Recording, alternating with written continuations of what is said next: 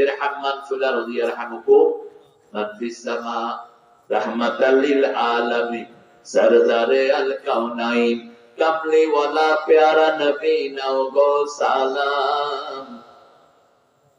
আপনারা তো বলেন না নজরুলের জন্য দোয়া আসে আর ঠাকুরের জন্য আসে বোধহয়। তিনি মৃত্যুর পরে কিভাবে জাতীয় সঙ্গীত দেখলেন আমার মাথায় ঢুকে। 1941 সালে তিনি মারা গেলেন, 1861-তে তিনার জন্ম। আমাদের স্বাধীনতা কবে হয়েছে? তো স্বাধীনতার আগে জাতীয় সঙ্গীত হয়ে গেছে। ভারতের জাতীয় সঙ্গীত আল্লামা ইকবালের লেখা। সারা জাহাঁ সে আচ্ছা হিন্দুস্তান হামারা হামারা। আর জাতীয় সঙ্গীতের কথার সাথে আমাদের আকীদার মিল নেই। ভুল কথা।